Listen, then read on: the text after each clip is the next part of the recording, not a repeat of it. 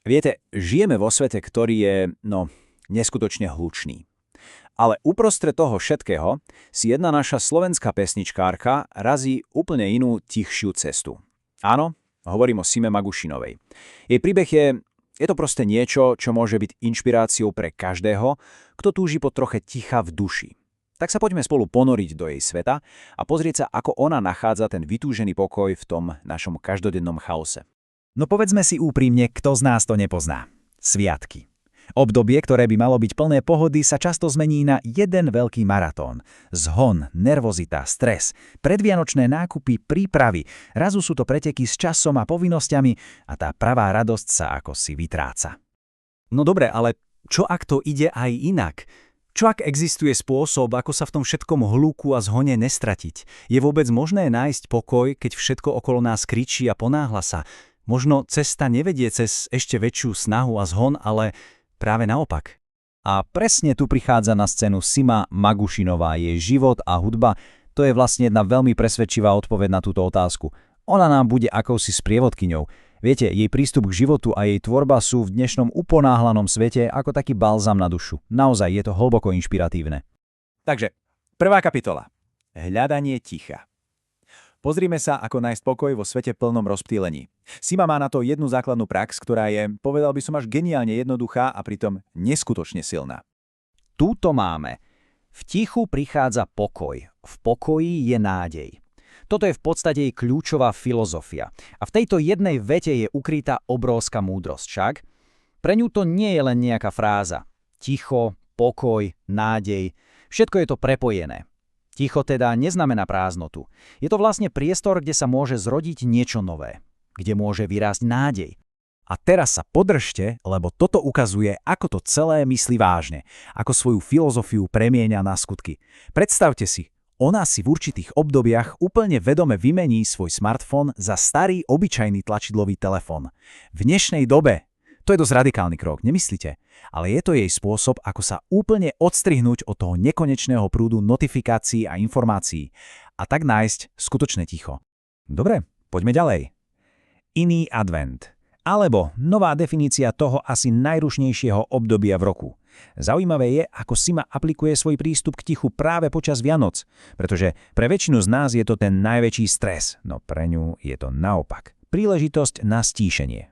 Ten kontrast je tu úplne zjavný. Na jednej strane máme advent sveta, zhon, stres, čistý konzum. A na druhej strane je Simin advent, tichá príprava, modlitba, spoločenstvo. Kým teda svet sa ponára do nákupného šialenstva, ona si úplne vedome volí inú cestu. Pre ňu to nie je o materiálnom zhone, ale o duchovnej príprave. A to najlepšie je, že ten pokoj si vôbec nenecháva len pre seba.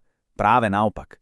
Jej turné, ktoré sa volá Advent s vami, je vlastne spôsob, ako do tejto tichej atmosféry vtiahnuť aj všetkých ostatných. Títo koncerty v kostoloch, to nie sú len obyčajné vystúpenia. Stávajú sa z nich akési spoločné modlitby, spoločná príprava. Je to doslova oáza pokoja pre každého, kto tam príde. A tým sa vlastne dostávame k úplnému jadu jej tvorby. Hudba ako modlitba. Umenie ako duchovné poslanie. Pretože pre Simu je to prepolenie hudby a viery niečo absolútne zásadné. Nie je to len kariéra. Je to poslanie. Toto je veľmi silná osobná výpoveď. Hovorí, že keď sa už ani nevládala modliť, tak si jednoducho pustila hudbu a jej srdce sa k tým piesňam pridalo. A stalo sa to modlitbou. To len ukazuje tú obrovskú univerzálnu silu hudby. Keď je človek unavený a vyčerpaný, hudba sa môže stať takým mostom k Bohu. A presne takto si myslím funguje aj jej hudba pre mnohých ľudí. A tá jednota je nádherne vidieť aj priamo v jej kapele. Viete si predstaviť, že sú tam ľudia rôznych presvedčení, praktizujúci katolík, budhista, dokonca aj neveriaci. A napriek tomu sa pred každým jedným koncertom všetci chytia za ruky a spoločne sa pomodlia. To je úžasné, nie? Nezjednocuje ich viera, ale zjednocuje ich hudba a obrovský vzájomný rešpekt. Poďme sa teraz pozrieť na jej cestu. Cestu k premene. Kľúčové momenty, ktoré ju formovali a ktoré vlastne viedli až k jej poslednému albumu. Každá táto udalosť bola ako taký dôležitý míľnik na ceste, ktorá ju doviedla tam, kde je dnes. A tá cesta, veru, nebola vždy jednoduchá. Už ako tínedžerka, vo veku 13-14 rokov, si prešla bojom s rakovinou. A práve to ju naučilo vážiť si aj tie najmenšie maličkosti. Potom, okolo 20-ky, objavila niečo, čo sama nazýva živou vierou. Hlboký osobný vzťah, ktorý jej dal skutočnú, trvalú radosť. V roku 2009 prišlo víťazstvo v súťaži Gospel Talent, čo jej potvrdilo, že hudba je jej cesta. A toto všetko, celá táto cesta, akoby vyvrcholila v roku 2024 vydaním albumu Premena. A čo to vlastne tá premena je? Pre ňu je to symbol malých, tichých a dobrých zmien, ktoré sa dejú vďaka Božej milosti a našej vlastnej odvahe. Takže, aby sme si to zhrnuli, nejde o nejakú jednu obrovskú dramatickú udalosť. Vôbec. Je to skôr o sérii malých, tichých krokov. O vnútorných posunoch, ktoré nás postupne, krok za krokom, vedú k tomu, aby sme boli lepšou verziou samých seba. No a tým sa dostávame k záveru, k tej najväčšej múdrosti, ktorú na svojej ceste našla. A to je radosť z jednoduchosti. Nájdenie vďačnosti v úplne bežných, každodenných veciach. To je asi niečo, k čemu sa mnohí z nás snažia dopracovať celý život. Tento jej citát to vystihuje úplne dokonale.